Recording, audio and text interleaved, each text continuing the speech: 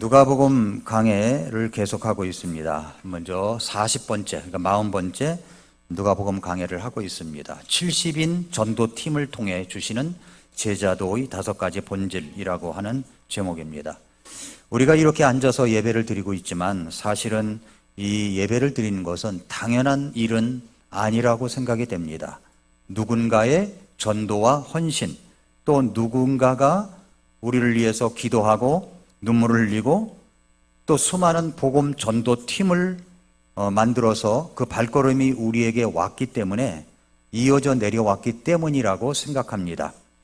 사도들의 걸음에서 시작된 복음은 초대교회, 중세의 신앙인들, 그리고 종교개혁자들, 성경을 바로 해석하며 진리를 붙든 성도들의 피와 땀을 거쳐서 오늘 우리에게까지 왔습니다. 그 덕분에 우리도 복음을 듣고 구원받았습니다. 지금도 양화진 묘지에 가면은 우리나라 선교사로 와서 죽음을 맞이했던 수많은 선교사님들, 심지어 어린아이들 묘지까지 다 있습니다.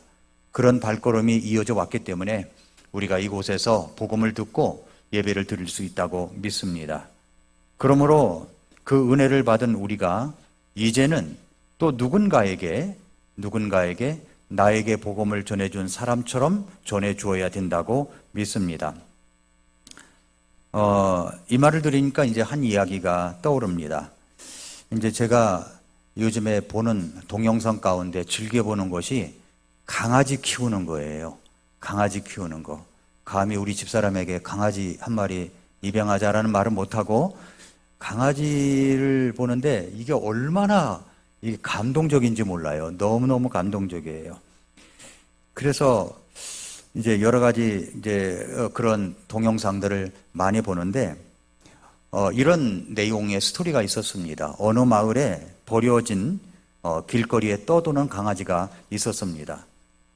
그런데 그 강아지가 사람들에게 얻어맞고 굶주린 채 쓰레기통을 뒤지던 그 강아지가 개장수에게 눈에 띄어가지고 잡혀가지고 뒤에다 싣고 이제 그야말로 도살장으로 끌려가기 직전이었습니다.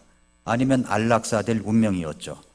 그런데 그 순간 어떤 한 사람이 나타나가지고 그 강아지를 내가 사겠다고 그랬습니다. 그래서 빼내가지고 자신의 집으로 데려와서 동물병원에 가서 검진을 하고 온몸에 상처가 난 것을 다 이제 치료해주고 그리고 매일매일 먹을 것을 주면서 포근한 잠자리도 마련해 주었습니다. 놀라운 것은 그 이후에 이 강아지의 모습입니다. 이 강아지는 하루 종일 주인 곁을 떠나지 않은 거예요. 요즘에는 유모차가 어린아이를 태우는 유모차가 팔리는 것보다도 강아지를 태우려고 팔리는 유모차가 더 많다고 합니다. 그만큼 우리나라에 이 강아지를 키우는 집이 많습니다. 그러니까 이 강아지가 주인이 가면 어디를 가든 따라가고 그리고 밤에도 주인의 발치에 엎드려 자고 주인이 나갔다 들어오면 제일 먼저 꼬리치고 반가워하고 이렇게 이제 강아지가 주인을 맞이했습니다. 이 강아지가 이렇게 말하는 듯 싶었어요. 당신은 나의 주인입니다. 나는 끝까지 당신을 따르겠습니다.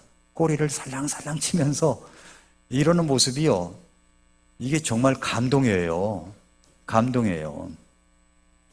그런데 이 사람들은 이제 그런 개를 이제 충견이라고 부르죠.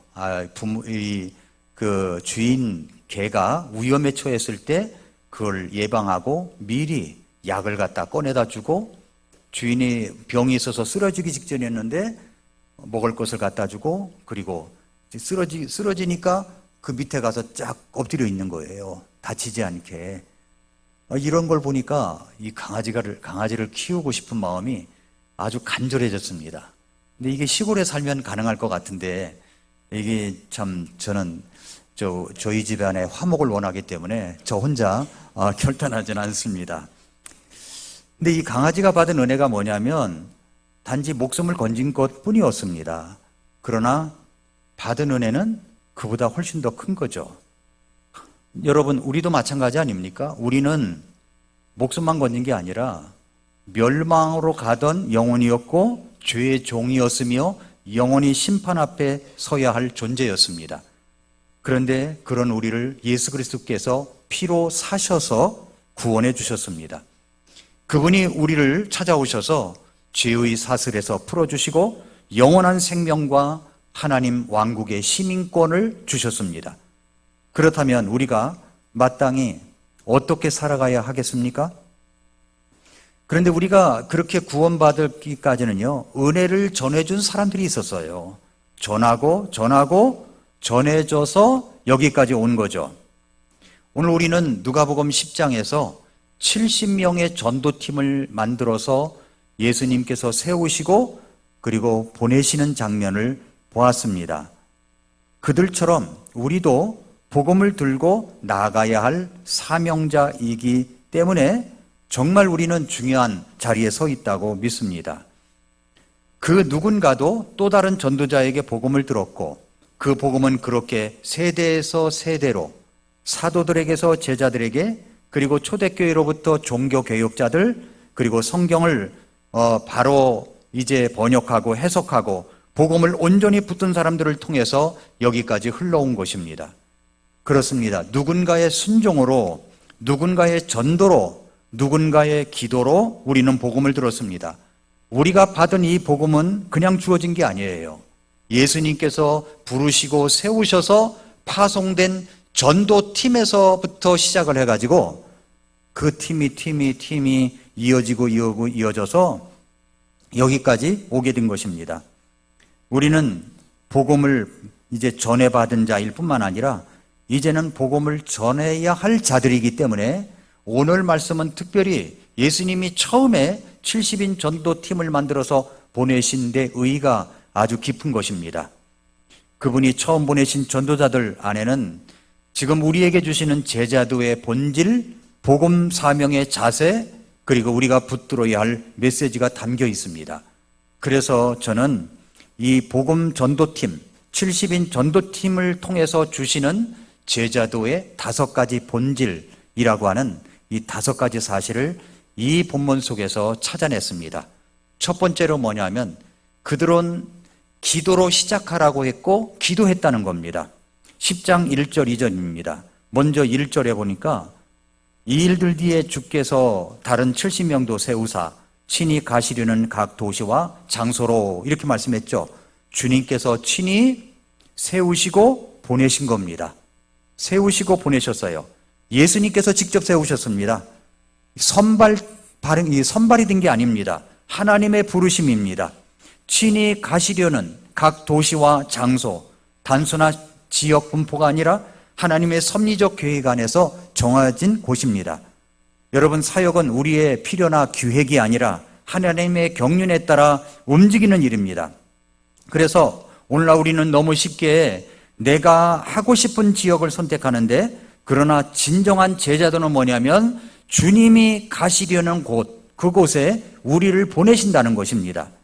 주님의 마음이 머무는 그곳, 그분이 발을 디디고자 하시는 그 현장에 서야 된다는 거죠. 선교사 허드슨 테일러는 이렇게 말했습니다. 하나님의 사역은 하나님의 방법으로 하나님의 때에 이루어진다.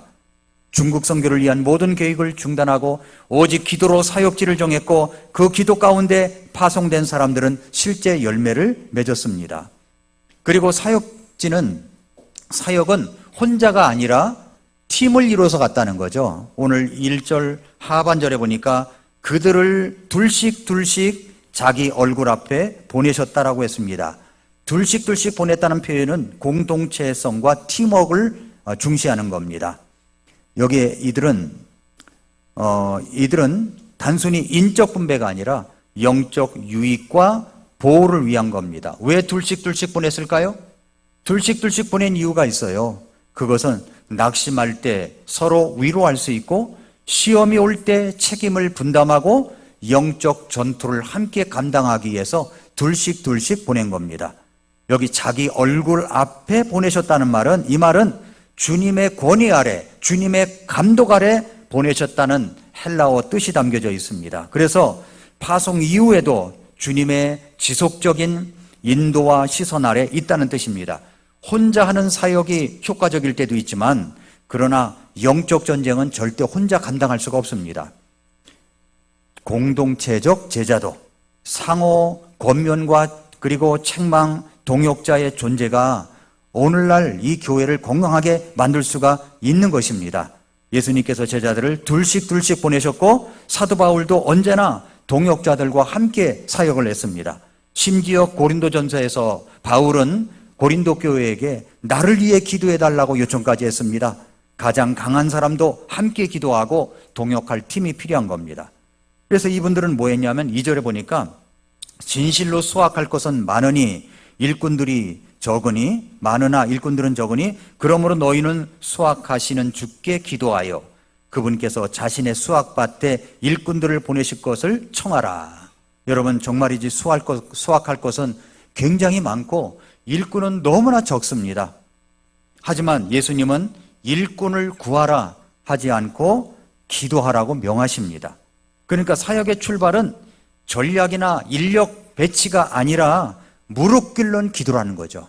그러니까 그들은 먼저 팀을 보낼 때 제일 먼저 한 것이 뭐냐면 기도했다는 겁니다. 기도. 우리 손에 열매를 지는 것이 아니라 하나님의 타이밍에 하나님이 거두시는 것입니다. 그래서 오늘날 교회는 사역자가 부족하다고 말합니다. 하지만 정말 필요한 건 사람의 숫자가 아니라 기도의 무릎이라는 거예요. 엎드려 기도하는 사람이 더욱 절실히 필요하다는 겁니다. 사역이 기도 없이 시작되고 기도 없이 운영되고 기도 없이 하면은 실패하고 마는 겁니다. 기도하지 않으면 하나님의 열매를 바라는 것은 영적 교만입니다. 그러므로 어떤 일을 시작하든지 우리가 먼저 하나님 앞에 기도해야 되는 겁니다. 오늘 이하늘 자매가 기도라는 찬송을 했습니다. 그렇죠? 여러분 참 좋았습니까? 저는 이 곡을 들을 때마다 제 군대 시절이 생각이 나는 거예요. 군대 시절에 제3야수기요 가평에서 운전병으로 제가 거기서 교육을 받았거든요. 경춘가도를 이렇게 가다 보면은 운전이라고 쓴 트럭들이 이렇게 뭐 열 몇 대가 이렇게 지나가는데 제가 그때 그 시절에 거기서 운전 교육을 받았습니다. 얼마나 힘들었는지 몰라요. 힘들고 이렇게 운전을 배우는데 그냥 배우는 게 아니에요. 운전대를 딱 보면 조개가 옆에 찹니다. 그러면 운전을 잘못하면은요 옆에서 주먹으로 얼굴을 때려요. 주먹으로. 그러면 정신 차리고 하는 겁니다. 그 제 운전 실력은 얻어맞으면서 배우는 겁니다. 그러니까 여러분 얻어맞으면서 운전 배운 적 있으세요? 저는 얻어맞으면서 운전을 배웠어요. 얻어맞으면서 이 빰빠라, 아이고 죄송합니다. 빰빠라, 이게 빰빠라가 뭐냐면 이게 빤스바람의 선착순이라고 그런 것도 하고 하여튼 그랬습니다. 그런데 제가 이제 교회를 갔어요. 교회를 갔는데 우리 이제 저보다 높은 계급이 높은 상병 병장 있는 분이 피아노를 치는 거예요. 근데 피아노에 치는데 얼마나 마음이 애절한지 그 곡을 듣고 제가 울어버렸어요, 거기서. 그런데 그게 어떤 곡이냐면 토스티의 기도입니다. 오늘 불렀던 것. 그 가사를 보니까 이런 가사입니다. 서러움에 가득 찬 내 마음의 이 괴로움. 주님 때문에 뭐 서럽다 이래야 되는데 군대 이게 훈련 받는 게 막 서러웠던 거예요. 그러니까 서러움에 가득 찬 내 마음의 이 괴로움. 구원하옵소서. 뭘 구원해달라는 건지 하여튼 구원하옵소서. 주여 크신 은총으로 내 무거운 짐을 벗겨 주옵소서. 이런 가사인데 아무튼 그때 들었던 이 찬양이 잊혀지지가 않아요. 그래서 곡만 나오면 금방 토스트의 기도 금방 이렇게 알아차립니다. 아무튼 그런 기도가 필요한 겁니다. 사람들은 각자 자기중심적인 기도를 많이 해요. 자기 서러움에 복받쳐서 기도를 많이 합니다. 그러나 오늘 이 시간 우리가 생각해야 될 기도는 뭐냐면 예수님께서 70명을 팀을 이루어서 보내실 때 제일 먼저 무엇을 하라고 했냐면 기도하라고 하신 겁니다. 파송하기 전에 기도하라고 한 거예요. 그러므로 우리도 기도해야 되는 겁니다. 추수할 것, 수확할 것은 정말 엄청 많습니다. 그런데 먼저 뭐 하라고 합니까? 주님 앞에 청하여 기도하라 라고 말씀을 하고 계십니다. 그러므로 하나님의 사역에는 충분한 인력도 필요하지만 먼저 기도하는 자가 필요한 겁니다. 엎드려 기도하는 자, 먼저 기도하는 자가 필요한 것입니다. 두 번째로 뭐냐면 복음을 위해 자발적으로 내려놓음이 있었습니다. 복음을 위해 자발적으로 내려놓음이 있었어요. 무슨 말이냐면은 3절에 보니까 보라 내가 너희를 보내는 것이 어린 양들을 이리들 가운데로 보내는 것과 같도다. 예수님은 사명을 군대 처음이 아니라 어린 양을 이리떼 가운데 보내는 것이라고 표현하십니다. 자, 어린 양은 순하고 무력한 존재죠. 이리는 사나운 우엽과 박해의 상징입니다. 이 복음을 전한다는 것은요, 박수 갈채를 받는 여정이 아닙니다. 목숨을 건 충돌의 길임을 여기서 주님께서 경고하신 것입니다. 그렇게 복음이 우리에게까지 온 것입니다. 사도행전 14장에서 바울은 루스드라에서 복음을 전하다가 돌에 맞아서 거의 죽을 뻔한 사건이 있습니다. 이리들 가운데로 보냄받은 자로서 실제로 사도 바울이 어떤 고난을 겪었습니까? 이 루스드라 사역은 1차 전도 여행 중에 루스드라, 지금의 터키 트리키예의 남부 지방에 이를 말하는 겁니다. 그런데 그곳에서 선천적으로 걷지 못하던 자를 고쳐주니까 사람들이 놀래가지고 바울과 바나바를 신처럼 받들고 제사를 지내려고 그랬어요. 바나바는 제우스, 바울은 헤르메스, 이렇게 부르면서 제사를 드리려고 했습니다. 그러자 바울과 바나바는 옷을 찢으면서 강하게 만류하고 우리는 너희와 같이 이제 성경을 가진 사람일 뿐인데 너희가 우상을 버리고 살아계신 하나님께로 돌아온 것이지 우리를 신처럼 그렇게 받들지 말라고 이야기합니다. 그래서 이제 그런 일이 벌어졌는데 안디옥과 이고니온에서 온 유대인들이 있었습니다. 그 유대인들이 무리들을 막 선동하는 거예요. 그러면서 사도행전 14장 19절에 보니까 어떤 유대인들이 안디옥과 이고니온에서 거기로 와서 사람들을 설득한 거죠. 사도 바울이 나쁜 사람이야. 저 사람 잘못한 사람이야. 저 사람이 이단이야. 라고 했겠죠? 그랬더니 그렇게 신처럼 떠받들려고 했던 사람들이 돌을 들어서 사도 바울을 친 겁니다. 그래서 거의 죽었다고 생각한 거예요. 죽었다고 생각해서 죽은 줄로 생각하고는 도시 밖으로 그냥 질질 끌고서 끌어낸 겁니다. 하나님의 도우심으로 살아났습니다. 이 장면이 말하는 영적 메시지가 있습니다. 복음은요, 반드시 충돌을 일으킨다는 겁니다. 올바른 복음이 선포되는 것은 충돌이 있을 수밖에 없어요. 사회주의 복음을 전하면 충돌이 안 일어납니다. 올바른 복음을 전하면 충돌이 일어날 수밖에 없습니다.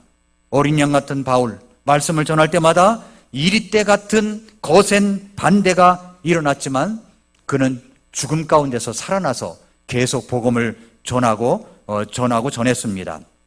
그래서 사도 바울은 진짜 죽음 직전까지 갔었는데 고린도전서 15장 31절에 뭐라고 얘기했습니까? 나는 날마다 죽노라. 그렇게 이야기까지 할 정도였습니다. 그렇게 바울의 헌신은 감정적인 열심이 아니라 목숨 건 헌신이었다고 하는 것입니다. 돌에 맞고도 다시 복음을 위해서 들어가는 사람, 이것이 참 제자, 참 사명자의 모습입니다. 이것을 누가복음 10장 3절과 연결하면 보라 내가 너희를 보내는 것이 어린 양들을 이리들 가운데로 보내는 것과 같도다. 이것은 주님의 예언적인 선언입니다. 바울은 그 말씀의 실체를 삶으로 살아낸 사람입니다. 그는 실제로 이리 같은 유대인, 그리스인, 로마인들 가운데 보냄받아서 복음을 위해 고난을 견딘 어린 양의 길을 갔습니다. 이리들 가운데 보냄받은 자로서 실제로 그 위엄을 온몸으로 체험한 사역자였어요. 복음은 어둠 속에 비치기에 언제나 저항을 받습니다. 진리를 전할 때마다 세상에 거짓이 드러나고 사탄은 발악을 합니다. 그러므로 이제 뭐라고 계속 예수님께서 말씀하시냐면은 4절 말씀에 돈주머니나 진보딸이나 신을 가지고 가지 말고 길에서 아무에게도 문안하지 말며라고 이야기를 합니다. 자, 여기 돈주머니, 그 다음에 진보딸이, 그리고 신이라고 얘기합니다. 무슨 말입니까? 물질적 준비, 그러니까 여행의 안전장치들 말합니다. 이건 여행을 할 때 필요한 것들이잖아요. 예수님은 복음을 위해서 나서는 제자들에게 세상의 자원을 의지하지 말라는 겁니다. 의지하지 말라는 거예요. 이것은 제자도에 있어서 자발적인 결핍을 이야기하는 겁니다. 자발적으로 결핍을 자기가 당하는 거죠. 전적으로 하나님만 의지하라는 믿음의 걸음을 우리 주님께서 요청하신 것입니다. 길에서 아무에게도 무난하지 말라는 말은 무례하게 하라는 말이 아니에요. 인사도 없이 그냥 지나치라는 말이 아닙니다. 당시 유대의 문화 가운데에는 이렇게 서로 만나서 이야기하면, 문안 인사를 하면은 길게, 시간을 얼마나 길게 가는지 몰라요. 그러니까 시간이 없으니까 그런 문안 인사 제치고 가라는 거죠. 이것은 극단적인 금욕주의가 아닙니다. 예수님은 이후에 누가복음 22장 35절 36절에서 전대와 자로를 가지라고도 말씀하셨습니다. 그러니까 이 본문이 의도하는 바는 사명의 초기 훈련, 그러니까 의존성과 자족의 영적 기초를 어떤 세상적 자원에 두는 것이 아니라 우리 하나님께 두면서 나아가라는 주님의 말씀을 우리에게 주시고 있는 겁니다. 그래서 준비보다 먼저 믿음으로 나아가라 라고 하시는 것을 말씀하고 있습니다. 세 번째는 뭐냐면 어디서든 복음의 대사로 살아가라는 말입니다. 그것이 10장 5절부터 7절입니다. 그래서 들어가는 곳마다 뭐라고 얘기를 해요? 화평을 선포하라고 그러죠. 어느 집에 너희가 들어가든지 먼저 이르되 이 집에 화평이 있기를 원하노라 하라. 이것은 단순한 인사말이 아닙니다. 그래서 히브리 인사말에 샬롬이라는 말이 있죠. 샬롬. 이것은 화평이 있기를 바란다는 말입니다. 단순히 전쟁이 없는 상태나 감정적 평온을 말하는 게 아닙니다. 하나님과의 화목, 영혼의 안식, 삶의 질서 회복, 전인적인 번영을 의미하는 거죠. 제자들은 단지 정보를 전달하는 사람이 아닙니다. 그리스도의 화평을 지닌 자예요. 그리스도의 화평을 전달하는 자로 파송된 것입니다. 예수님은 제자들을 어떤 논리의 변론가나 교리의 수호자로 부르시지 않았습니다. 화평의 사자로 부르신 것입니다. 우리의 말과 태도, 눈빛과 기도에는 그리스도의 화평이 흘러나와야 된다는 거죠. 그래서 복음을 받아들이는 자에게는 그 화평이 아무나 화평이 머물지만은 거절하면 다시 너에게 돌아올 것이다라는 말씀이 있습니다. 6절 말씀 보세요. 만일 화평의 아들이 거기 있으면 너희 화평이 그 집에 머무를 것이요 그렇지 않으면 그것이 도로 너희에게 돌아오리라. 자, 이 말씀을 잘 봐야 됩니다. 여기서 화평의 아들이라는 것은 누구냐면은 화평의 아들이라는 말은 히브리식 표현이에요. 뭐의 아들이라는 말은 어떤 성향, 본질, 특성을 말합니다. 화평의 본질이라는 말이죠. 멸망의 아들, 그러면 멸망에 속한 자라는 말이고, 의로의 아들이라면 의로하는 자라는 말입니다. 따라서 화평의 아들은 하나님의 평화를 받아들일 준비가 된 사람, 즉 복음을 받아들일 마음의 상태가 된 사람을 뜻하는 겁니다. 그래서 여기 말씀에 너희 화평이 그 집에 머무를 것이요 그랬죠? 이 화평은 단순한 인사가 아닙니다. 예수님이 보내신 제자들은 하나님의 왕국, 구원의 메시지, 그리스도의 화평을 가지고 있는 사람들이며 그 화평을 말로만 전해지는 게 아니라 실제적인 영적 축복과 임재를 동반한 능력 있는 선포라는 것입니다. 만약 그 집이나 사람이 그 복음의 화평을 받아들일 준비가 있다면 그 화평이 실질적인 축복으로 그 집에 머물게 되는 겁니다. 그 집에 하나님의 임재, 회복, 하나님의 구원, 하나님의 기쁨이 그 집에 간다는 말입니다. 그런데 또 그 다음 말씀해 보니까 그렇지 않으면 그것이 도로 너희에게 돌아오리라. 만약 그 사람이 그 복음의 화평을 거절한다면, 우리 집은 안 믿어요. 거절한다면 그 영적 축복은 무효화되고 해가 되지 않고 다시 전한 자에게로 돌아온다는 말이에요. 내가 화평을 빌었는데 그 받을 사람이 받을 자세가 되어 있지 않고 받아들이지 않는다면 그것이 전한 자에게 다시 돌아온다는 이야기입니다. 이것은 히브리식 사고에 기초한 이야기입니다. 그 축복은 헛되지 않으며 받아들이지 않으면 그 선포한 자에게로 돌아오는 순환구조가 있다는 것입니다. 이 말씀을 이제 시편 35편 13절을 한번 열어보세요. 시편 35편 13절.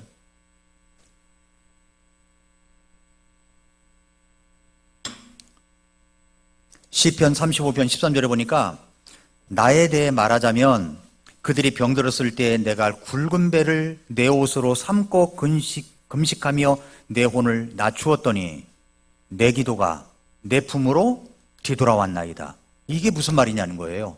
내 기도가 내 품으로 뒤돌아왔다. 이 말은 다윗이 자신을 핍박하던 자들, 원수들을 위해서 기도한 겁니다. 어떻게 기도해요? 그들이 병들었을 때, 원수들입니다. 그들이 병들었을 때 내가 굵은 배를 내 옷으로 삼고 금식하면서 내 혼을 낮춥니다.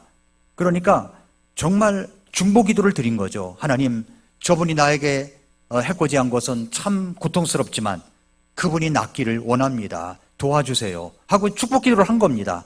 잘 되게 해주세요. 기도한 거죠. 그런데 그 기도가 내 품으로 돌아왔다는 거예요. 무슨 말입니까? 이 표현은 두 가지 차원에서 해석할 수가 있습니다. 하나는 뭐냐면 기도가 응답되지 않았음을 나타내는 표현입니다. 그 사람을 위해서 기도했는데 기도가 응답이 안 됐다는 거죠. 다윗이 원수들을 위해서 기도했지만 그들은 회개하지도 않고 도리어 악하게 굴었습니다.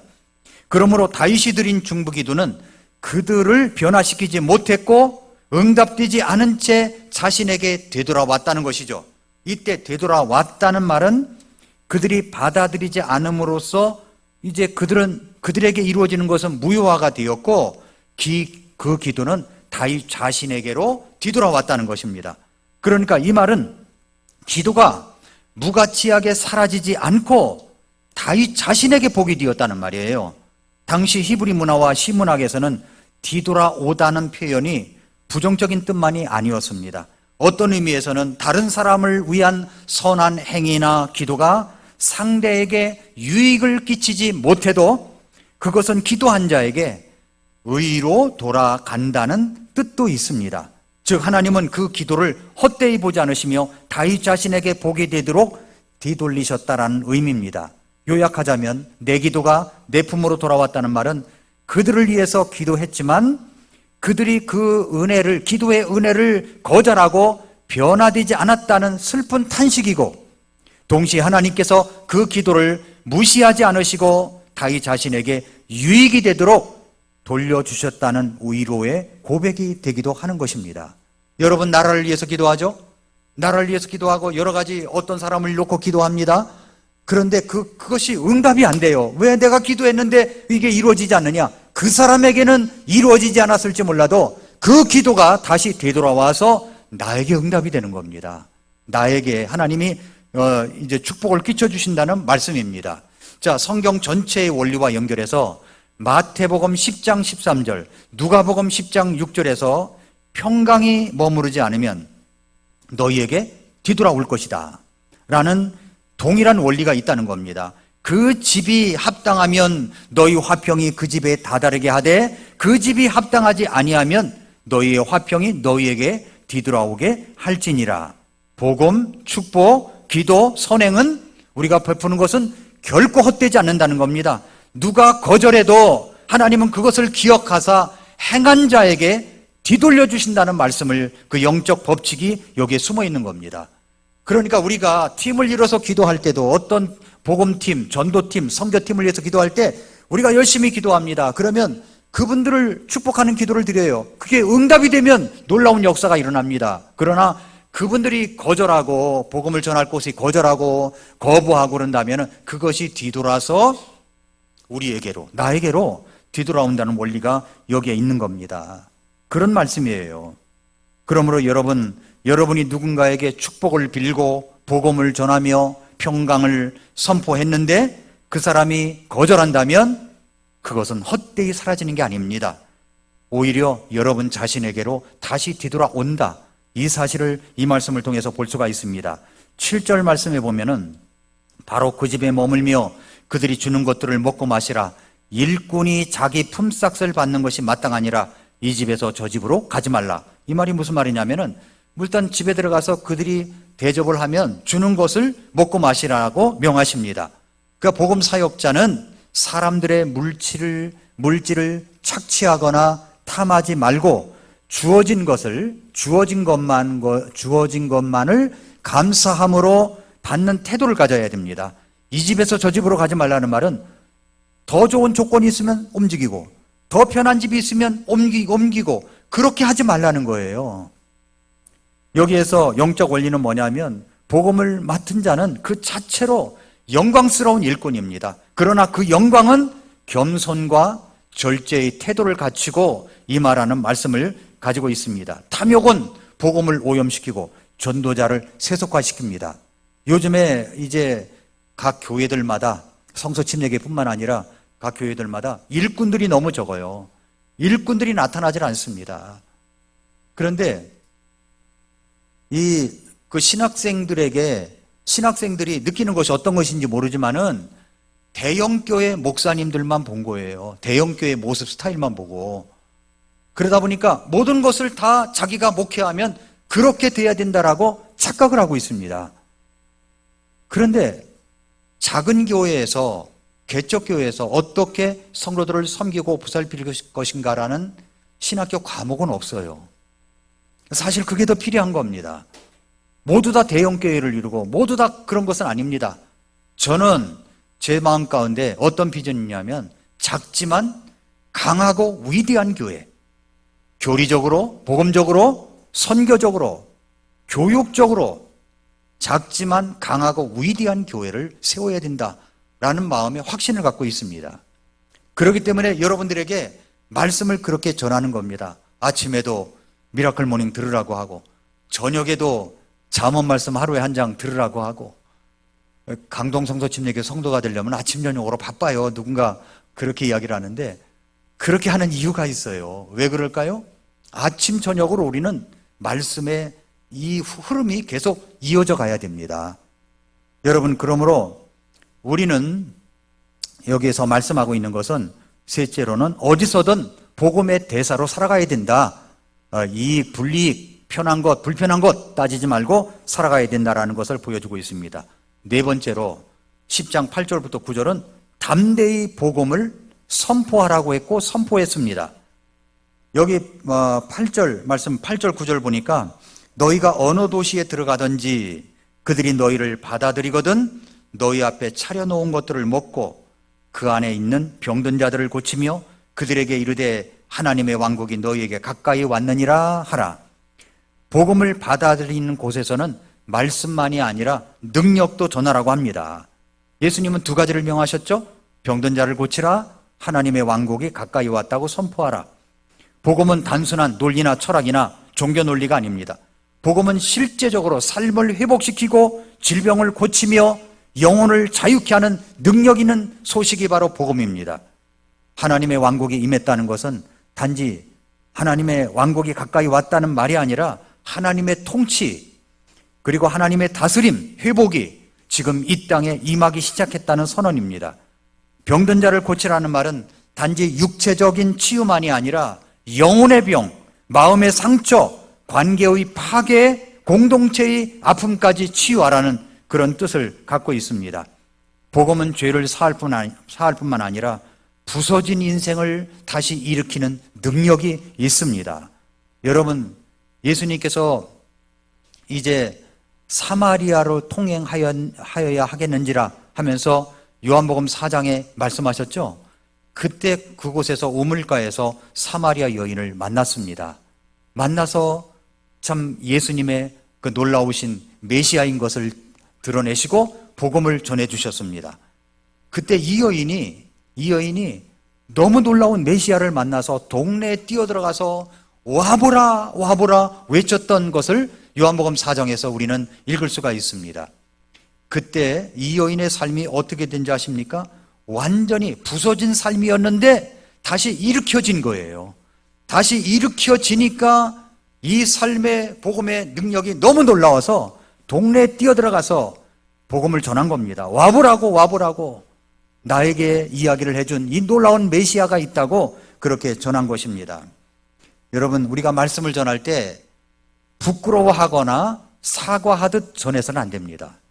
예를 들어서 혹시 부담이 되셨다면 죄송합니다. 제가 말씀 하나 전하려고 하는데 부담이 되셨다면 죄송합니다. 이렇게 하지 말라는 거예요. 그게 아니라 담대하게 사랑으로 전하라는 거죠. 왜냐하면 그 복음을 받아들이면 그 사람에게 복이지만 받아들이지 않는다고 하더라도 성령님께서 그 들었던 말씀을 생각나게 하신다는 겁니다. 영광스러운 소식이기 때문에 우리는 담대히 복음을 선포해야 되는 겁니다. 마지막 5번째는 복음 앞에서 다시 복음을 선포하라고 말씀하십니다. 그것이 10절부터 12절 말씀이에요. 10절 말씀. 그러나 너희가 어느 도시에 들어가든지 그들이 너희를 받아들이지 아니하거든 너희 길로 나가서 바로 그 도시의 거리로 들어가 말하되 거절당했을 때 도망치지 말고 선포하라는 말씀이에요. 예수님은 제자들에게 아주 현실적인 상황을 염두에 두고 말씀하셨습니다. 복음을 받아들이지 않는 도시가 있을 것이라는 것을 예상하셨고 그 상황에서 어떻게 반응해야 할지도 지시하셨습니다. 복음을 거절당하는 것은요, 이상한 일이 아닙니다. 복음을 거절당했다고 해서 실패한 사역도 아닙니다. 예수님 자신도 거절당하셨고 수많은 대언자들도 사도들도 박해와 배척을 받았습니다. 복음은 언제나 결단을 요구하고 세상은 본질적으로 그 메시지를 거부하려는 성향을 가지고 있습니다. 그러므로 도망치지 말고 나와서 선포하라는 거죠. 그 도시의 거리로 들어가 말하되 그랬습니다. 말하라는 겁니다. 11절 12절 우리에게 묻은 너희 도시의 바로 그 먼지도 우리가 너희에게 떨어버리노라. 그럼에도 불구하고 너희가 이것을 확실히 알지니 곧 하나님의 왕국이 너희에게 가까이 왔느니라 하라. 그러나 내가 너희에게 이르노니 그날이 소돔이 그 도시보다 더 견디기 쉬우리라. 하나님의 왕국은 왔습니다. 그러나 그들은 그것을 거부했어요. 예수님의 선언은 이렇게 들릴 수가 있습니다. 하나님께서 당신들을 방문하셨습니다. 그러나 당신들은 그분을 거부했습니다 하면서 복음을 거절했다는 것은 단순히 종교 선택의 문제가 아니라 하나님 나라의 초청 행위를 거부한 것이고 하나님 자신을 거부한 것입니다. 구원의 유일한 기회를 스스로 내친 일입니다. 그러므로 발에 묻은 먼지를 떨어버리라 라는 말은 무슨 말이냐면은 유대인들은 이방인의 땅을 다녀온 후에 그 땅에 먼지조차 부정하다 생각을 하고 떨고 들어왔어요. 바지를 막 털고 신발도 막 털고 들어왔다는 말이죠. 이것은 완전한 단절과 경고의 표시였습니다. 예수님은 복음을 거절한 도시를 이방인보다 더한 심판 대상으로 간주하신 것입니다. 생각해 보세요. 복음을 거절하면 당할 그들의 심판이 얼마나 크고 중한가를 생각해 보십시오. 그러면서 말씀하시기를 소돔보다 더 견디기 어려웠을 것이다. 소돔은 구약에서 가장 대표적인 심판의 도시입니다. 그러나 예수님은 말씀하십니다. 복음을 들었으면서 거부한 자는 듣지 못한 소돔보다 더 무거운 심판을 받을 것이다 라고 말씀을 했습니다. 사랑하는 성도 여러분, 오늘 본문 누가복음 10장 1절부터 12절은 70명의 제자들을 세상으로 보내시면서 제자의 길, 복음의 사명자의 삶이 무엇인지 보여주셨습니다. 이 길은 쉽고 안전한 길이 아니었어요. 오히려 양을 이리대 가운데로 보내는 길이었습니다. 안전과 안정 대신 믿음, 그리고 계산과 전략 대신 기도, 편안함 대신 복음의 화평, 때로는 거절과 조롱 앞에서도 담대히 진리를 선포해야 하는 길입니다. 그 길을 따라서 복음이 줄비줄비 역사를 따라서 여기까지 온 것입니다.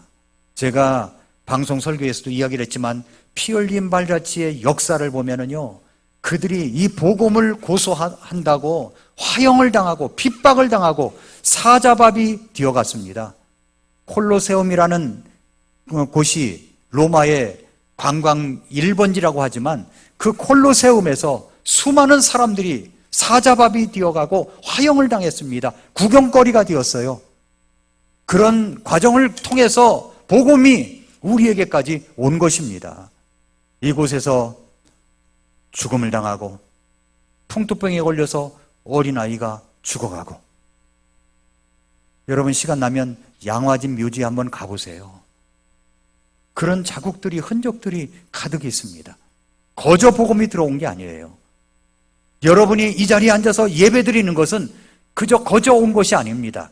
이런 피 흘린 발자취의 역사를 따라 흘러들어온 복음이 우리에게까지 온 것입니다. 복음의 바통이 우리에게까지 왔어요. 지난번에 대만에서 이제 그 육상 계주를 하는 걸 보니까 400m 계주를 하는데 가만히 서 있다가 바통 처치를 할 때 가만히 서 있다가 딱 주면 뛰는 게 아니더라고요. 어느 일정한 거리에 있으면 정말 열심히 스타트를 하는 것처럼 열심히 달립니다. 그런데 뒤에 있는 사람이 더 빨리 달려와서 바통을 딱 바꾸서 그 다음에 또 달리는 겁니다. 그렇게 계주를 해서 우리나라가 금메달을 따는 모습이 얼마나 멋있었는지 몰라요. 어떤 사람은 골인 지점에 오기도 전에 자기는 이제 1등을 했다는 거예요. 너무 기뻐가지고 골인 지점 직전에 와 감격에 차 이러다가 우리나라 선수가 딱 따라가서 1등을 먹은 선수가 있습니다. 끝날 때까지 끝난 것은 아니죠? 예, 그렇습니다. 여러분, 복음의 바통이 우리에게까지 왔습니다. 여러분에게 복음이 온 것은 우연히 온 게 아닙니다. 이런 역사가 있습니다. 그렇다면 우리도 그 바통을 받아서 다음 세대들에게 또 다른 사람들에게 아직 복음을 듣지 못한 오지의 나라에게 바통을 전해줘야 됩니다. 그래서 우리는 근본주의 믿음을 가지고 성서 침례의 믿음을 가지고 이곳에서 바른 교리, 바른 성경으로 이 말씀을 다음 세대들에게 바르게 가르쳐줘야 되는 거예요. 제가 이제 우리 성도님 한 분이, 우리 집사님 한 분이 식사 대접을 한다고 해서 이제 식사를 하러 갔는데 우리 시연이 어디 있어요? 손 한번 들어봐요. 예. 그런데 밥을 먹으면서 뭐라고 중얼중얼 대면서 먹는 거예요. 얘가 뭐하나 밥 먹으면서 했더니 시편 23편을 암송하고 있는 겁니다. 깜짝 놀랐습니다. 깜짝 놀랐어요. 제가 시편 23편 암송한다고 했거든요. 앞에 나와서 다 할 것이다. 누구누구는 영어로 해라. 뭐 이렇게 다 이야기를 했거든요. 그랬더니 애들이 시편 23편을 외우고 다니는 거예요. 얼마나 놀랐는지 몰라요. 밥을 먹으면서도 주는 나의 목자시니 내가 부족함이 없으리로다 하면서 하고 있는데 깜짝 놀랐습니다. 아이가 외우지 못하면 엄마가 나와서 외우게 해야 되겠다 이렇게 생각이 들어서요. 예.